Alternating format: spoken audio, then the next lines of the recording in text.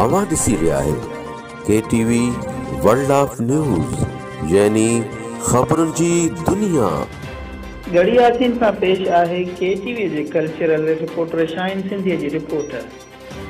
गड़ी यासीन शहर में वधंदड़ बदअमनी ऐं चोरियुनि जो SSP शिकारपुर तनवीर हुसैन तुंहिंजो नोटिस वठंदे नफ़रीअ में इज़ाफ़ो करे 5 अहलकार पुलिस स्टेशन ते वधीक तैनात करे छॾिया। SSP शिकारपुर पारां हिकु बख़्तरबंद गाॾी बि थाणे खे ॾियण जो ऐलान। SSP शिकारपुर सिटी शिकारपुर जे DSP मोहम्मद मिठल खखराणीअ खे गड़ी यासीन जे अमन अमान जे हवाले सां ख़ासि तौरु गड़ी यासीन उमाणियो।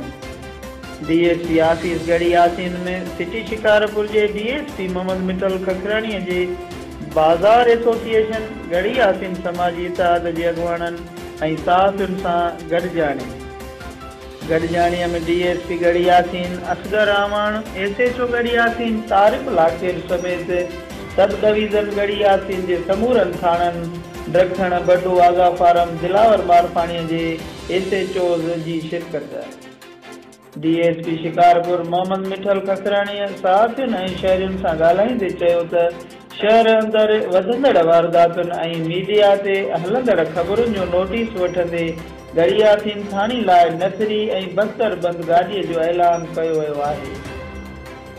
गड़ी यासीन शहर ते तवजा ॾेई हर सूरत में अमन बहाल कयो वेंदो ऐं थियल चोरियूं वापसि करायूं वेंदियूं। SSP शिकारपुर तनवीर हुसैन तुनियो गड़ी यासीन तरफ़ पंहिंजी तवजा करे छॾियो आहे।